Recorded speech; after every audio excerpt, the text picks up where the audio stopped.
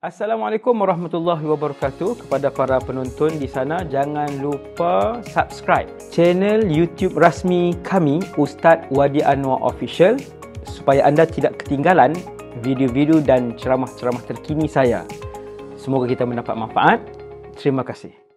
Nabi pernah memuji satu orang untuk melihat remaja yang disebut oleh Rasulullah 800 tahun sebelum kelahirannya. Gurunya Syamsuddin Al-Wali yang memimpin tasawuf beliau, mursyid beliau, bertarikat Naqsyabandiyah, Bayramiyah, fiqh beliau, fiqh Hanafi. Kan hari ni ada orang sebut tak payah mazhab-mazhab lah, kita nak balik ke Nabi ni. Benarkah dakwaan tidak perlu bermazhab seperti yang disebut oleh kumpulan yang songsang ini? Sikit je kumpulan ni songsang dan menyeleweng, dan mereka sedang biar makin besar dan makin banyak hari ini di Malaysia.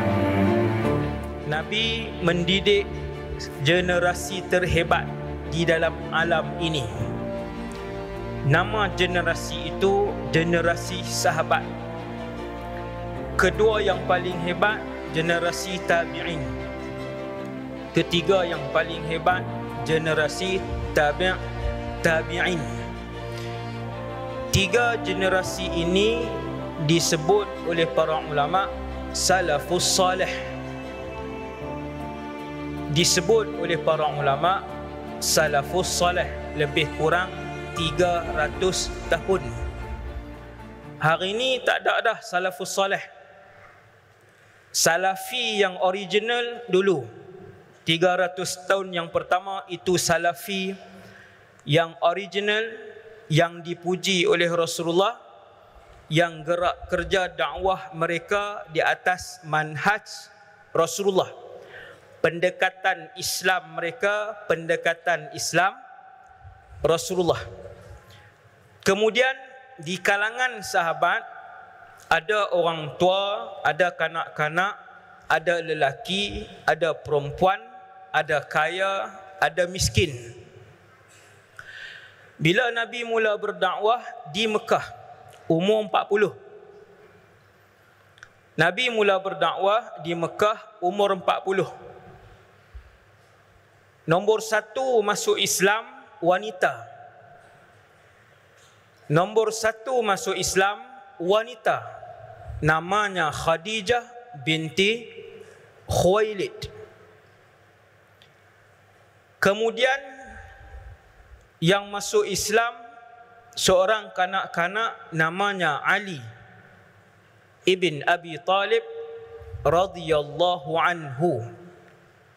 Kemudian masuk Islam Zaid ibn Harithah. Ini di kalangan hamba abdi. Di kalangan orang dewasa yang masuk Islam Sayyiduna Abu Bakar bin Abi Quhafah. 4 orang. Tuan-tuan hafal lah.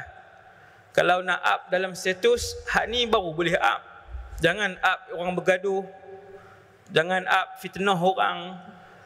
Jangan up hari ni kita makan apa.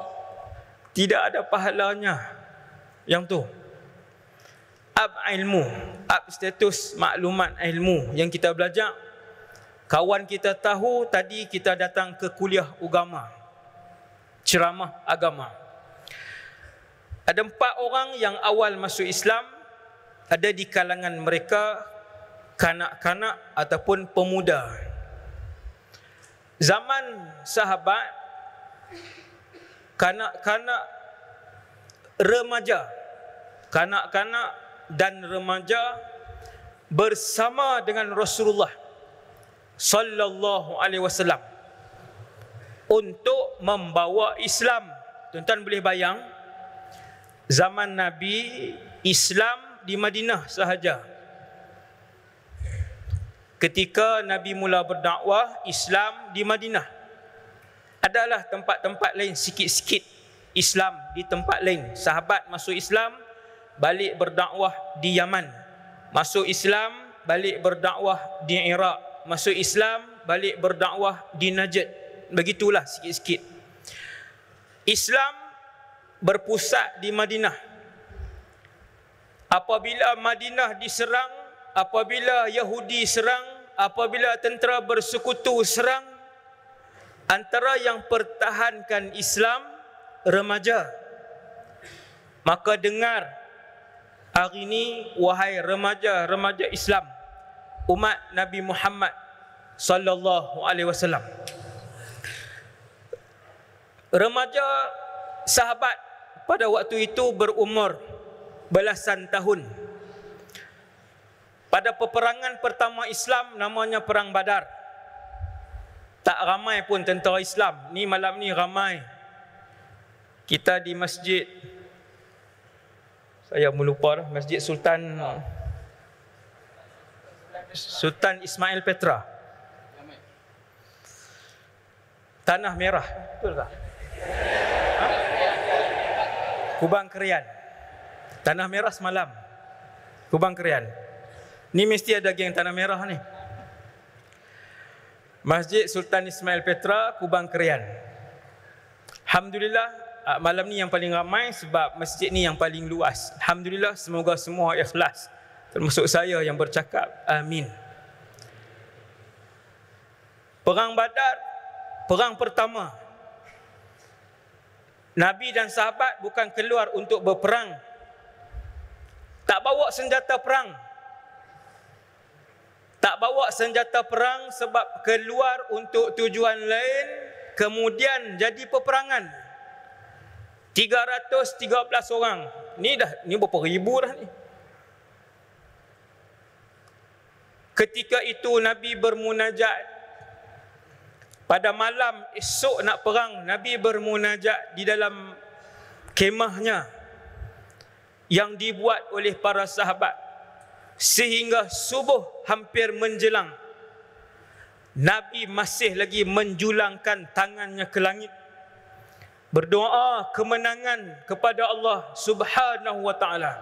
Ni Rasulullah ajar. Itu Rasulullah yang berdoa memohon pertolongan, bantuan daripada Allah, sebab yang memenangkan Allah, yang menenangkan Allah, yang menguatkan Allah, yang mendamaikan Allah, dan juga yang memberikan kekuatan dalam diri para sahabat ialah Allah Jalla Jalaluh. Bila keesokan harinya berada di medan perang, nama Perang Badar. Ini cerita remaja Islam. Ceramah saya tak lama. Tuan-tuan yang berpeluh tu tahanlah. Sama-sama berpeluh. Saya pun kipas satu je kecil. Sama-sama berpeluh. Semua yang ada malam ni menjadi saksi. Baju tuan-tuan, kopiah yang tuan-tuan pakai, jam yang tuan-tuan pakai, akan dibawa ke mahsyar, bertutur di hadapan Allah. Wahai Allah, dulu dia pernah beribadat kepadamu. Termasuk peluh yang sedang berjalan mengalir di muka dan badan tuan-tuan, insya-Allah.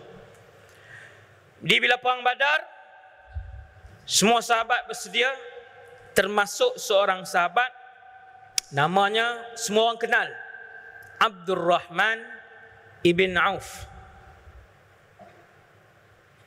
Abdurrahman ibn Auf terkenal. Umat Rasulullah berapa puluh bilion, Abdurrahman ibn Auf ni dia 10 yang terbaik. Dia dah ready dalam Perang Badar, dia telah pun ready. Kemudian dia tengok di kiri dan kanan dia ada remaja, umur belasan tahun, Mu'adz dan Mu'awwidz.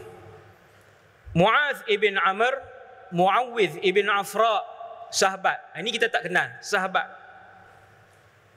Sahabat Nabi, remaja. Seorang di kanan, seorang di kiri. Lalu Sayyidina Abdul Rahman tengok remaja ni. Perang tuan-tuan, perang. Perang ni bermaksud kita tinggalkan rumah, tinggalkan motor LC kita, tinggalkan kereta Honda City, tinggalkan kedai printing kita, tinggalkan kedai emas kita, tinggalkan anak kita 8 orang, 6 orang, 2 orang, tinggalkan ibu dan ayah kita. Itu maksud perang. Bukan main PUBG. Bukan main Mobile Legend. Itu bukan panglima perang.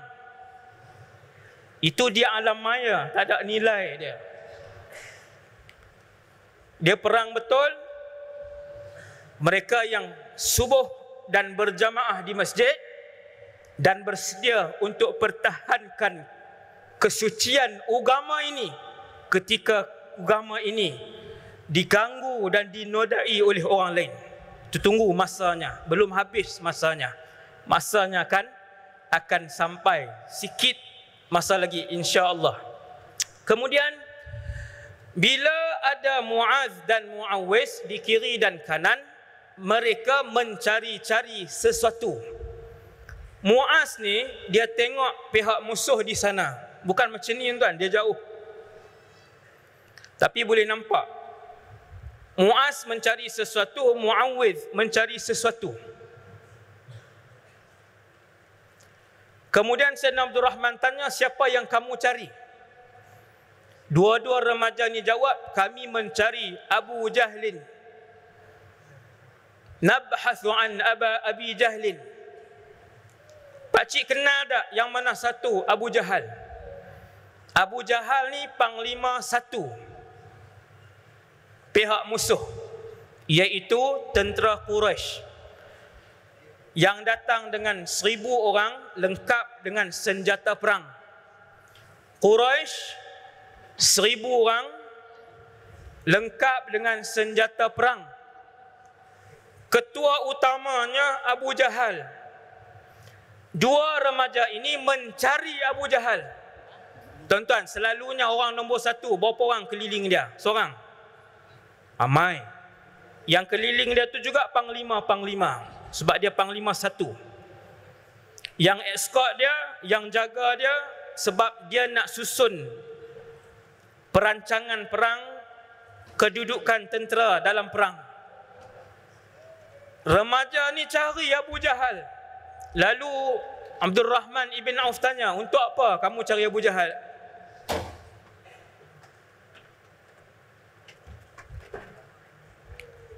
Muaz dan Muawwiz jawab, nuridu qatlahu. Kami nak bunuh dia, pakcik. Kami nak bunuh Abu Jahal. Nak bunuh ni bukan niat biasa saja. Maka Abdul Rahman ibn Auf pun tunjuk kepada Muaz dan Muawwiz ibn Afra. Ingat nama ni tuan. Abdul Rahman pun tunjuk, kamu nampak lelaki itu? Lalu kedua-duanya menjulang-julangkan kepalanya, melonjak-lonjakkan tubuhnya untuk melihat yang mana satu Abu Jahal yang pernah menampar muka Nabi, yang pernah menyakitkan hati dan juga fizikal Rasulullah sallallahu alaihi wasallam. Muaz dan Muawwiz jawab, kami akan bunuh manusia yang pernah menyakitkan Rasulullah sallallahu alaihi wasallam. Bila Abdul Rahman ibn Auf tunjuk, kedua-duanya melihat, kata Abdul Rahman, kedua-duanya meluru seperti helang yang menyambar mangsanya. Dua-dua pergi, laju. Habis perang Badar, selesai perang Badar, pendek je lah cerita.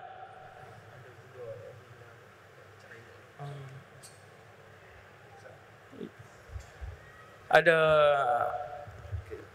ni bukan jejak kasih ni hilang. Siapa ni? Adik nama apa? Adik nama apa? Ni siapa? Ni anak siapa? Tolong tengok sikit. Baju biru, curly hair. Orang Kelantan kan ni? Kesian adik ni. Siapa ni? Siapa mak dia? Sebelah depan. Mari jumpa di bilik. Atas aku sini. Bilik imam. Boleh jumpa bilik imam. Adik sekejap. Iklan ramai sangat. Ayah pun khusyuk dengar ceramah. Sedar-sedar anak tak ada. Okey. Tolong tengok anak tu.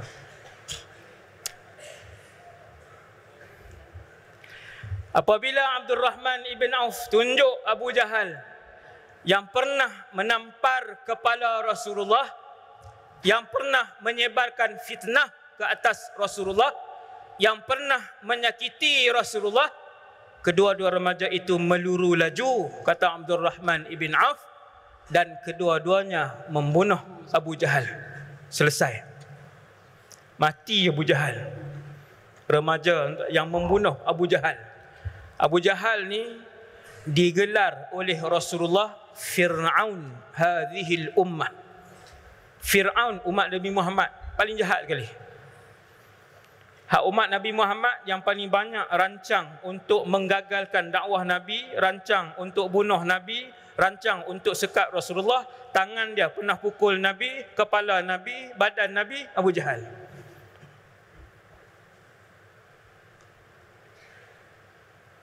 Yang bunuh dia dua remaja Islam, meluru. Kemudian mereka berjumpa dengan Nabi SAW. Man minkuma qatala Aba Jahlin? Siapa di kalangan kamu berdua, kata Rasulullah. Nabi tanya, yang bunuh Abu Jahal? Ana. Kata Muaz, ana. Kata Muawis, ana, saya.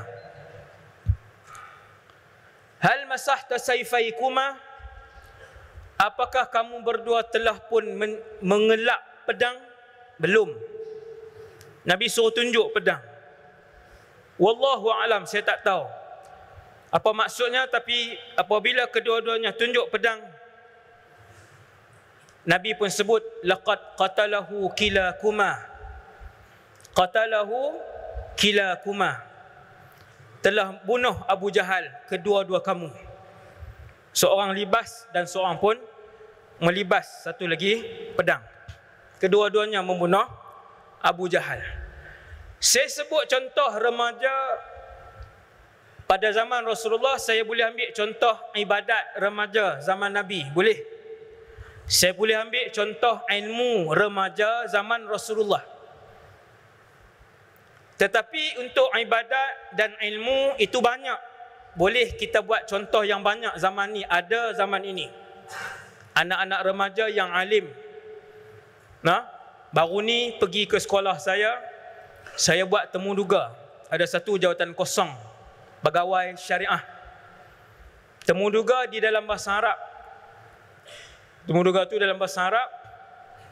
Datang satu orang muda lagi, subhanallah, nah, bercakap Arab dengan begitu lancar. Dia keluar belajar ke luar negara umur 12 tahun. Selama 8 tahun di Afrika Selatan, 8 tahun. Kemudian 2 tahun di Bangladesh dan India.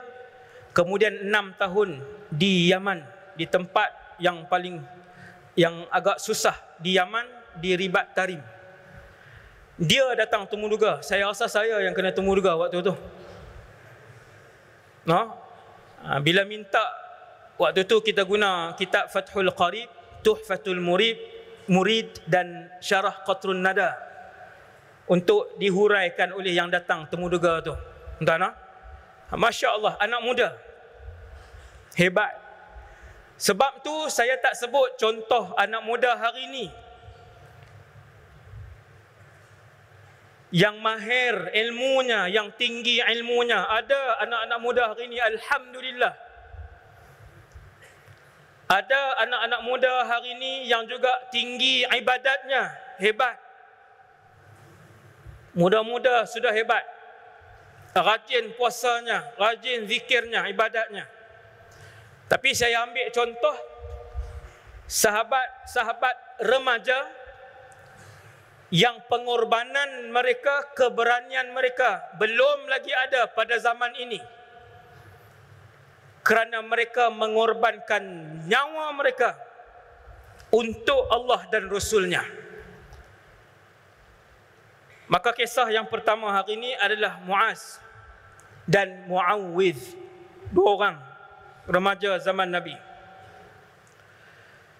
Ada dua orang untuk kita berkenalan malam ni, Rafi' dan Samurah ibn Jundub.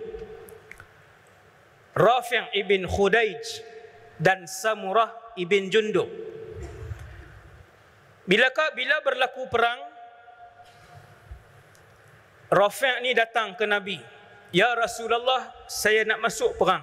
Nabi pun tengok Rafi' umur 15 tahun.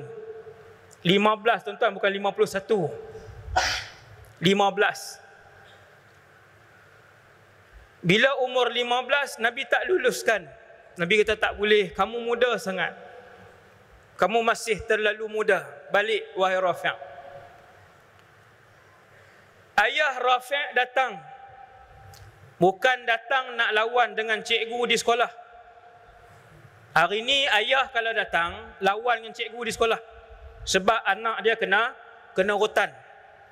Dia kata, Ustaz, anak saya 6 orang, saya tak rotan. Berani Ustaz rotan anak saya? Itu zaman hari ni punya ayah. Minta maaf lah ayah-ayah hari ni. Kami cikgu. Saya pun cikgu juga dulu tuan. Kemudian ayah Rafi' bernama Khudais jumpa Rasulullah. Dia kata, ya Rasulullah, inna ibni Rafi' ramin. Anak saya Rafi' tukang panah yang handal. Benarkan dia bersama dengan pasukan perang ya Rasulullah. Ayah 1400 tahun yang lalu. Saya bawa kisah ini supaya semua ayah yang ada dalam dunia Islam hari ini tahu untuk meletakkan, mendidik anak mereka daripada kecil dengan kefahaman Islam yang tinggi. Ada ilmu Islam, ada ibadat yang elok, akhlak yang baik, berani untuk korbankan nyawa demi Islam. Ayah pergi jumpa Nabi. Sepatutnya Nabi kata tak payah perang. Alhamdulillah, selamat anak aku seorang. Ya Rasulullah, anak saya handal memanah. Izinkan dia masuk berperang ya Rasulullah. Lalu diuji panah. Tepat Rafi' panah. 1, 2, 3. Nabi benarkan sebab dia ada kemahiran. Bila Rafi' dibawa masuk umur 15 tahun, Samurah ibn Jundub radhiyallahu anhu pun datang. Umur 15 juga. Tingkatan 3. Hari ini tingkatan 3, boxer pun mak basuh lagi. Boxer tak reti basuh. Mek yang kutip, mak yang kutip dalam bilik. Baju. Tingkatan 3 hari ini. Inna lillahi wa inna ilaihi raji'un. Samurah datang. Dia kata, ya Rasulullah, ajasta Rafi'an walam tujizni. Kamu benarkan wahai pesuruh Allah, Rafi' masuk perang. Tetapi kamu tolak saya sebab umur saya muda, dia sama umur dengan saya. Walau sara'tuhu la sara'tuhu. Wahai pesuruh Allah, kalau saya bertumbuk dengan dia, saya kalahkan dia. Ajak bertumbuk terus. Bukan bergaduh bodoh ni. Maksudnya kita orang Melayu panggil apa? Sparring tu. Sparring tu. Kan? Ajak sparring. Maka Nabi minta Rafi' berlawan dengan Samurah. Berlawanlah. Wallahu alam. Zaman tu ada seni pertahankan diri ke macam kita silat taekwondo, wallahu alam, saya tak tahu.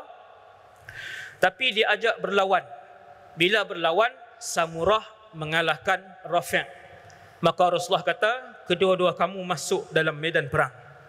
Dua-dua masuk. Subhanallah. Yang ketiga, seorang sahabat. Malam ni tuan-tuan berkenalan dengan sahabat. Namanya Umair ibn Abi Waqqas. Abang dia semua orang kenal.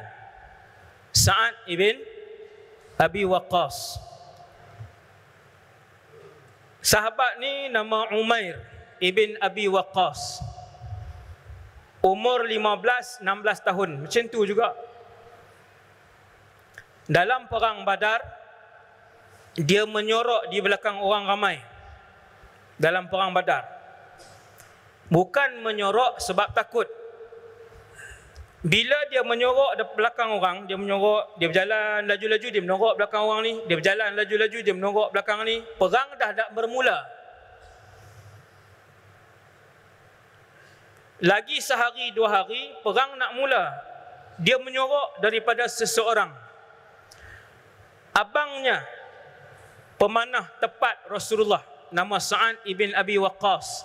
Abangnya datang di belakang Umair. Dia kata, ya Umair, araka tatakhaffa wara'an nas. Kamu menyorok-nyorok di belakang orang. Malaka? Apa kena dengan kamu? Berkata Umair, lau ra'ani Rasulullah la raddani. Kalau Nabi tengok aku, Nabi akan suruh aku balik kerana aku masih muda. 15, 16 umur beliau. Kemudian Nabi nampak Umair. Nabi panggil Umair. Nabi kata, wahai Umair, kenapa kamu di sini? Untuk berperang ya Rasulullah. Nabi kata, wahai Umair, kamu masih terlalu muda, balik. Wahai Umair, kamu masih terlalu muda, kamu pulang. Islam tak macam tentera-tentera lain. Kadang-kadang kanak-kanak pun dia wajibkan. Ada tuan-tuan baca kisah-kisah yang mewajibkan remaja-remaja lah, 14, 15. Nabi suruh Umair balik. Fabaka bukaan syadidan. Lalu Umair menangis teresak-esak. Menangis teresak-esak. Tuan boleh bayanglah. Faraqalahu qalbu Rasulillah. Sehingga Nabi berasa kasihan dengan Umair ibn Abi Waqqas. Nak masuk perang. Nabi bagi dia masuk perang. Dan di akhir peperangan, Sa'ad ibn Abi Waqqas, abang dia, memangku pulang jenazah adiknya Umair ibn Abi Waqqas. Ni sahabat radhiyallahu anhum. Yang paling mahal dalam diri saya dan kita semua adalah nyawa. Duit hilang boleh dicari. Kedai terbakar, niaga semula, bangun walaupun susah daripada awal, bangkit balik. Kehilangan rumah, kehilangan jawatan, hilang follower, akaun game hilang pun boleh beli lain, boleh main balik. Tapi kalau nyawa hilang, tiada gantinya. Kamu pergi ke alam lain. Sebab itu pertukaran nyawa kita kepada Allah.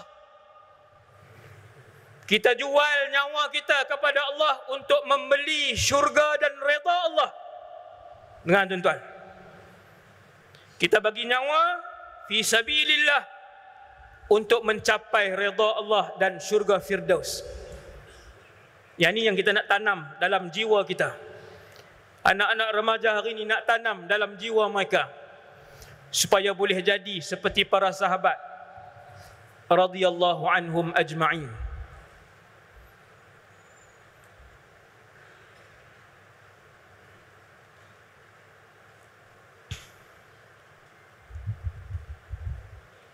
Anak angkat ataupun cucu angkat Nabi Usamah bin Zaid. Nabi ada anak angkat Zaid ibn Harithah ataupun bekas hamba abdi. Nabi sangat sayang dengan Zaid ibn Harithah sehingga Sayyidina Umar bagi tahu kepada anaknya Abdullah bin Umar, wahai Abdullah, sesungguhnya Rasulullah lebih menyayangi Usamah dari kamu, dan Rasulullah lebih menyayangi Zaid daripada ayah kamu. Tuan-tuan faham tak? Anak angkat Nabi nama Zaid bin Harithah. Zaid ada anak nama Usamah. Sayyidina Umar sangat dikasihi oleh Rasulullah, sangat dikasihi oleh Nabi. Apa kata Sayyidina Umar? Wahai Abdullah, dia panggil anak dia, Usamah lebih disayangi oleh Rasulullah dari kamu, dan Zaid ibn Harithah lebih disayangi oleh Rasulullah dari ayah kamu. Tu saya ulang 2 kali lah. Waktu Nabi gering, Nabi nazak, maafkan saya, ketika Nabi nazak, Nabi menghantar Usamah bin Zaid dalam satu misi. Dalam misi itu ada Abu Bakar, ada Sayyidina Umar, ada Uthman, ada Ali, sahabat yang besar-besar. Kemudian Nabi wafat. Sahabat-sahabat semua balik, misi tak sempat disempurnakan. Antara keputusan pertama yang Abu Bakar buat waktu jadi presiden ialah menghantar semula Usamah bin Zaid yang ketika itu berusia 17 tahun untuk mengepalai peperangan ataupun misi penting.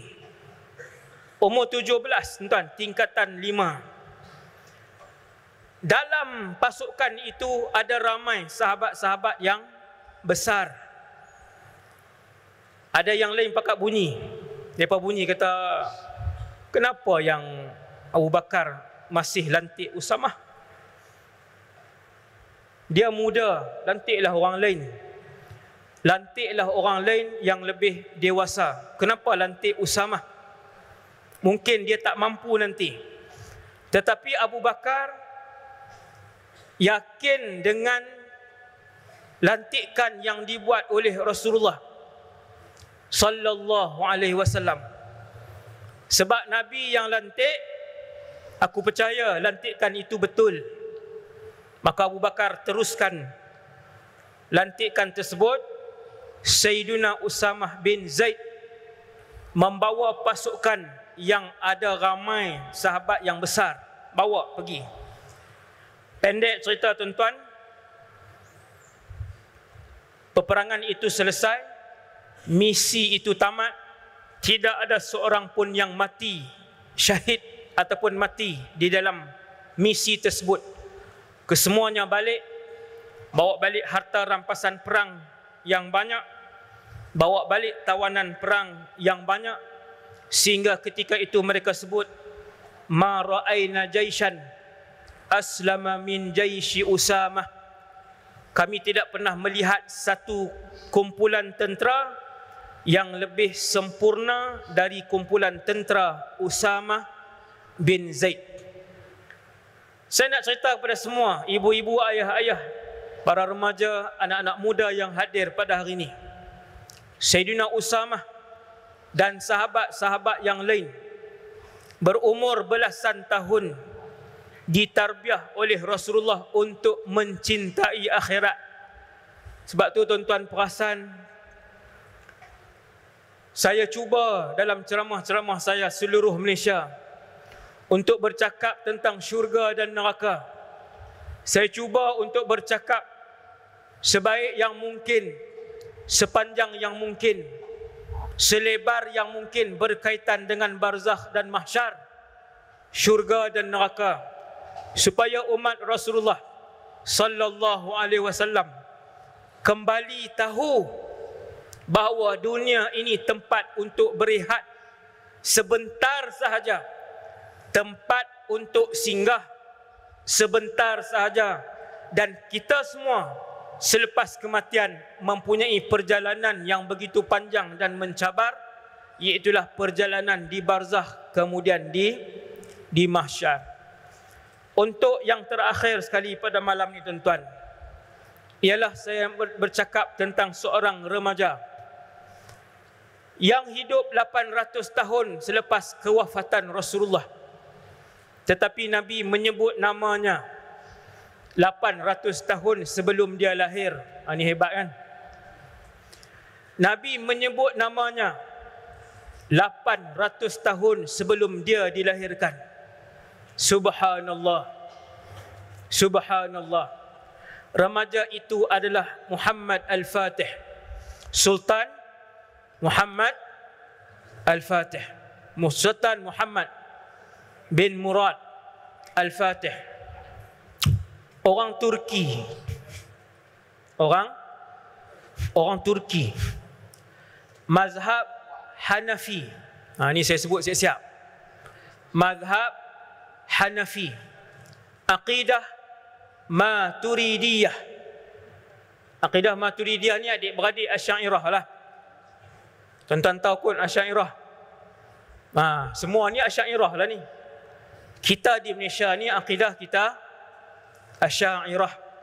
Fiqh kita fiqh Hanafi.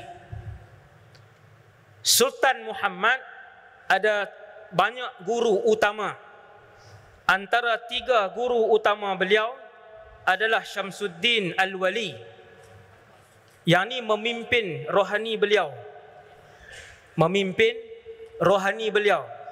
Tasawuf, menyuci hati, guru mursyid Syamsuddin Al-Wali. Guru beliau Syamsuddin Al-Wali adalah tarikat Naqsyabandiyah Bayramiyah. Hati-hati orang yang menghina tarikat. Hati-hati orang yang menyebut tarikat dengan panggilan yang keji, yang macam-macam. Nabi pernah memuji satu orang, dan orang yang Nabi puji itu adalah orang yang saya nak cakap lagi dalam 10 minit macam tu je, 10-15 minit. Pendek aja, saya pendekkan. Tuan-tuan boleh tengok filem dia untuk melihat remaja yang disebut oleh Rasulullah 800 tahun sebelum kelahirannya. Gurunya Syamsuddin Al-Wali yang memimpin tasawuf beliau, mursyid beliau, bertarikat Naqsyabandiyah Bayramiyah. Fiqh beliau fiqh Hanafi. Kan hari ni ada orang sebut tak payah mazhab-mazhab lah, kita nak balik ke Nabi ni. Benarkah dakwaan begitu? Benarkah dakwaan tidak perlu bermazhab seperti yang disebut oleh kumpulan yang songsang ini? Sikit je kumpulan ni songsang dan menyeleweng, dan mereka sedang membiak makin besar dan makin banyak hari ini di Malaysia. Tuan-tuan sekalian, akidah remaja ini adalah akidah Maturidiyah, ataupun kat Malaysia ni kita panggil Asy'ariyah. Asy'ariyah dan Maturidiyah ni sangat hampir macam dua beradik. Asy'ariyah Maturidiyah ini dua akidah yang sangat mirip seperti dua beradik. Ada seorang sahabat namanya Abu Ayyub Al-Ansari. Siapa pergi Istanbul boleh tengok makam Abu Ayyub Al-Ansari. Siapa ke Istanbul boleh tengok makam Abu Ayyub Al-Ansari. Abu Ayyub Al-Ansari umur 80 lebih. Ketika kerajaan Umayyah lancarkan perang ke kota Konstantinopel, Abu Ayyub sudah pun sakit. Dia dah tak larang, sudah lemah, sudah sakit. Tetapi Abu Ayyub nak keluar juga. Ramai orang kenal Abu Ayyub Ansari ni, sahabat yang terkenal. Bila kerajaan Umayyah nak serang kota Konstantinopel, dia nak keluar. Bila ditanya Abu Ayyub jawab, aku nak keluar dalam serangan ini sebab aku pernah mendengar Nabi sebut, panglima perang itu adalah panglima yang terbaik, tentera itu adalah tentera yang terbaik. Tuan-tuan bayang tengok, orang yang Nabi puji itu, orang tu namanya Muhammad bin Murad Al-Fatih. Ada mazhab dia mazhab Hanafi. Akidah dia sama macam kita, Maturidiyah, kita Asy'ariyah. Dan dia juga ada guru tasawuf yang ada tarikat. Tuan-tuan nampak? Tuan-tuan nampak tak? Maksudnya tuduhan sesat yang kita dengar kan, tak perlu bermazhab, tarikat sesat, adalah tuduhan yang tidak benar. Itu tuduhan yang tidak benar. Kemudian kata Abu Ayyub, aku nak keluar sebab Nabi sebut hadis itu, maka keluar Abu Ayyub dalam misi itu dan dia pun meninggal, dikebumikan di depan kota tersebut. Tuan-tuan boleh tengok, boleh ziarah kubur beliau, dikebumikan di sana. Sultan Muhammad bin Murad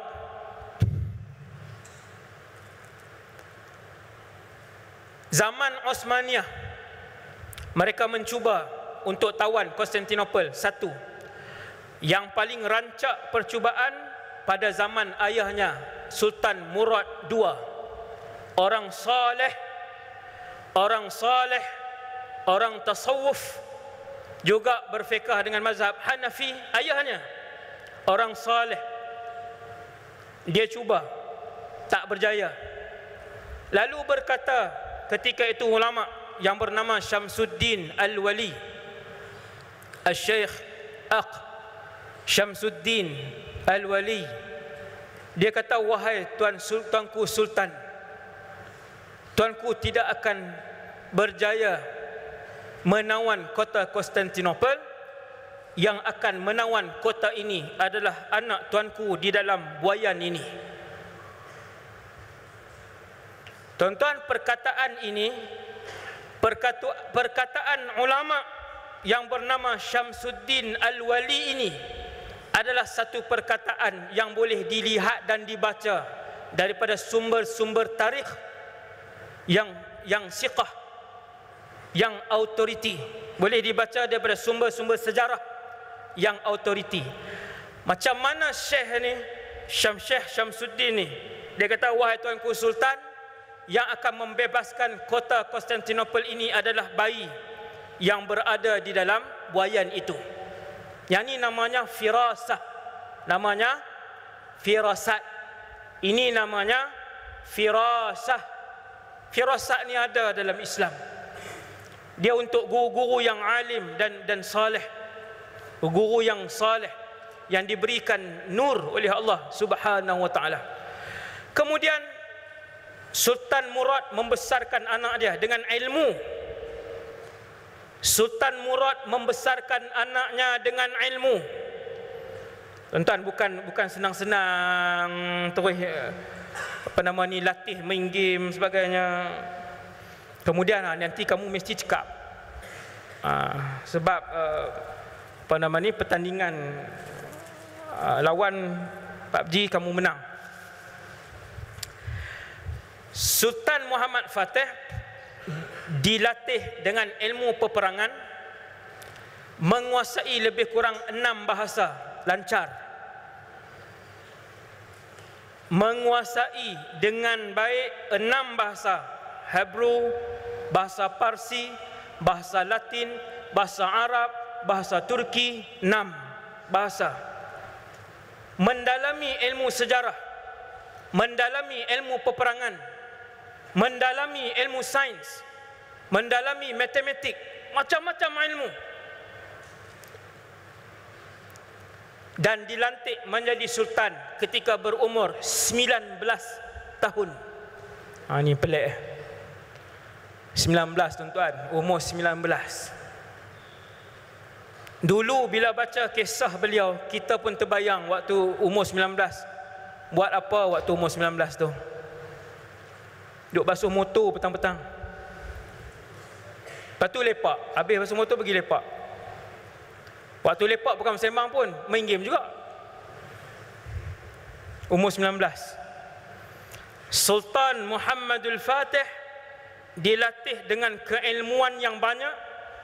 Diambil guru-guru dan para ulama. Ini ayah dia. Ayah dia ambil ulama, membesarkan dia, mendidik dia, menegur dia, memberikan rotan kepada guru-gurunya. Ini disebut 19 dah pegang jawatan dan melancarkan serangan ketika berusia 21 tahun. Baru 2 tahun. Baru 2 tahun melancarkan serangan.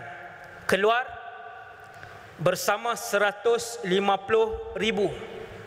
tentera, Tuan-tuan, 150,000 tentera. Kita jadi ketua kelas, baru 30 orang. Atas kursi pun ada orang. Yang keluar pergi tandas 6 orang. Tak tahu bagaimana, 6 orang pergi tandas, duduk atas kursi, yang atas meja, yang tidur 3 orang. Baru ketua kelas. Berceramuk. Umur 19, jumlah tentera yang dia bawa 150,000. Perang dengan pasukan antara yang terkuat di dunia ketika itu, iaitu Empire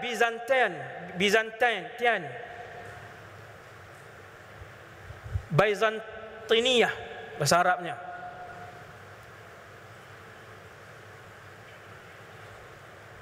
Dia bawa pasukan perang. Sebelum berlaku perang, dia upah jurutera-jurutera untuk membuat meriam-meriam yang paling canggih zaman tu. Tuan-tuan boleh tengok, ada sebahagian orang melukis meriam itu, meriam gergasi. Peluru-pelurunya seberat 300 kg. Peluru, tuan-tuan, peluru 300 kg, dan ditembak sehingga satu batu. Kita kata 1 kilometer lah peluru tu. Meriam moden pada zaman tu.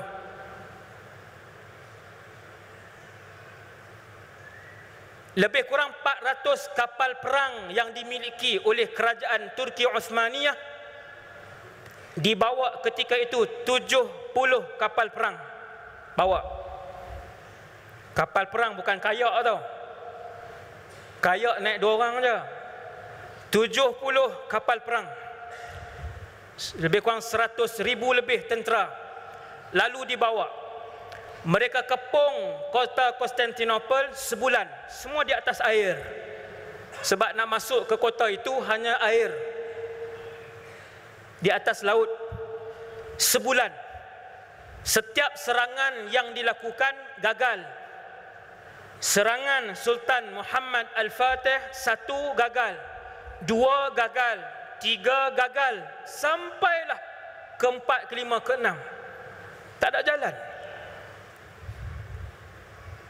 Nak masuk melalui tanduk emas Golden Horn tadi ni, kalau kapal perang masuk, diangkat rantai besi, terbelah 2 kapal perang. Itu teknologi musuh ketika itu. Mereka cuba menghantar satu pasukan kecil, berjaya masuk pacak tentera Uthmaniyah. Kecil je tentera.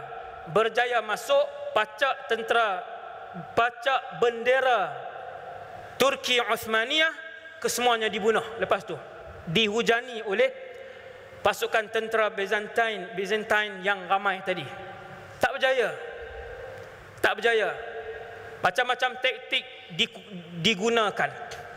Satu-satunya jalan yang ada ketika itu ialah mengusung, mengheret 70 kapal perang naik ke darat, melintasi bukit, turun dan masuk ke Golden Horn. Yang tu saja jalan dia. Maka setelah sebulan, dah kesemua cara telah digunakan. Membuat keputusan yang cepat dengan membuat keputusan yang bijak, cerdik. Sultan Muhammad Fatih ni seorang yang bijak, cerdik. Dia pun buat keputusan, kita akan bawa 70 kapal perang ini melintasi bukit ini, kemudian turun ke Golden Horn ke sana, dan kita serang bandar mereka, bakar kapal-kapal perang mereka. Tuan-tuan kalau dengar macam tu, tuan-tuan nak kata apa?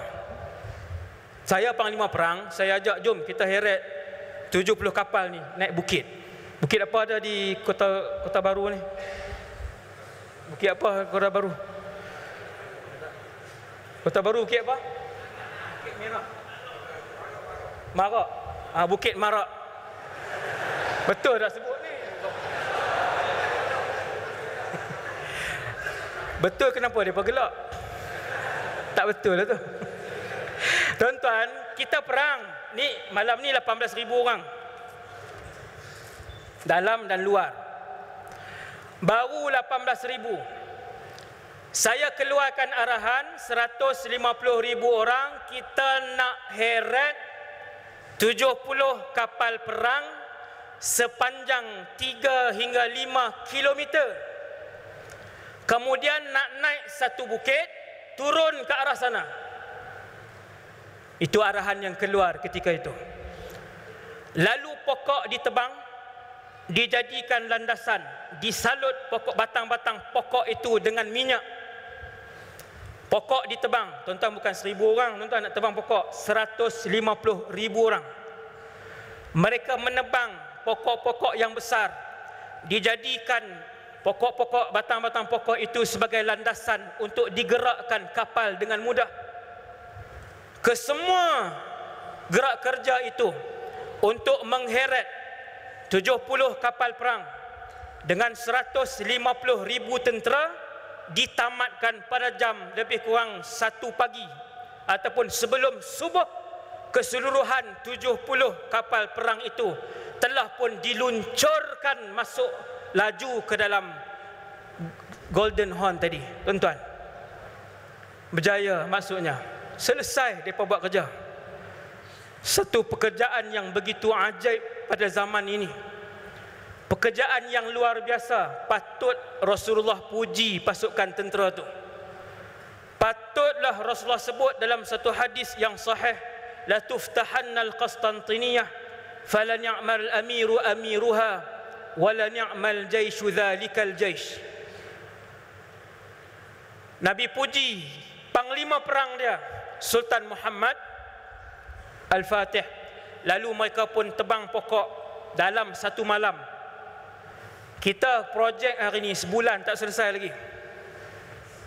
Ada yang 6 bulan tak selesai, setahun tak selesai. Satu malam. Sebab pekerja dia ramai. Tapi ia satu benda yang luar biasa. Tuan-tuan bayang kapal perang ni, dia bukan macam kapal biasa. Kapal perang. Macam mana untuk heret kapal perang, tolak kapal perang, takkan nak tolak macam tu. Tuan-tuan bayang macam tolak kereta Proton tu. Yang tu 2 orang, 3 orang pun boleh gerak dah. Kapal. Saya pun tak terbayang teknologi apa yang digunakan oleh Sultan Muhammad ketika itu. Tuan-tuan yang dirahmati Allah, itulah yang berlaku. Akhirnya pasukan Islam menang, menawan kota Konstantinopel. Mereka mengubah namanya kepada Islambul. Islambul, bukan Istanbul. Islambul yang bermaksud Islam kesemuanya. Dan menukarkan gereja-gereja menjadi masjid ketika itu. Termasuklah apa yang tuan-tuan tengok di Istanbul pada hari ini. Alhamdulillah, itulah yang diajarkan oleh Rasulullah kepada para remaja kita, para pemuda, orang-orang dewasa, umat Islam, untuk kita faham bahawa satu hari nanti Islam ini akan menuntut kepada saya dan tuan-tuan, nyawa tuan-tuan, darah tuan-tuan, pengorbanan tuan-tuan, untuk mempertahankan Islam ini, untuk mempertahankan kemuliaan dan kesucian agama ini. Bukan dalam pilihan raya. Saya duk kata ni khutbah pilihan raya pula. Bukan. Yang ni adalah peperangan nanti, waktu zaman dengan Imam Mahdi nanti. Semua pemuda-pemuda Islam dan anak-anak remaja Islam diperlukan oleh Imam Mahdi ketika itu untuk kita pertaruhkan nyawa dan kehidupan kita memenangkan agama Allah, supaya kita dapat membeli syurga Firdaus dan juga keridhaan Allah Subhanahu wa taala. Saya rasa sekadar tu dulu, insya-Allah ceramah ringkas kita pada malam ni.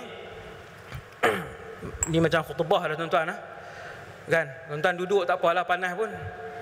Saya panas campur berdiri, kan? Maka 1 jam cukup. Semoga kisah pada malam ini mendapat iktibar. Saya dapat, tuan-tuan dapat pengajaran. Sama-sama kita pegang, kita ingat apa yang ditarbiah oleh Rasulullah, dan supaya kita ingat apa yang telah diajarkan oleh generasi kita yang terdahulu, yang hebat, yang mempertahankan Islam sehingga Islam sampai kepada kita pada pada malam ini dengan baik. Tahniah kepada semua penduduk negeri Kelantan yang memenuhi 3 malam ceramah saya dalam siri jelajah ke Kelantan pada bulan ini. Alhamdulillah, cahaya Islam insya-Allah kembali bersinar dengan terangnya, dengan gemilangnya, dan semoga Allah sempatkan kita untuk melihat Rasul yang bernama Isa ibn Maryam dan juga melihat Imam Mahdi, iaitu antara manusia terbaik di akhir zaman nanti. Sekian, Assalamualaikum warahmatullahi wabarakatuh.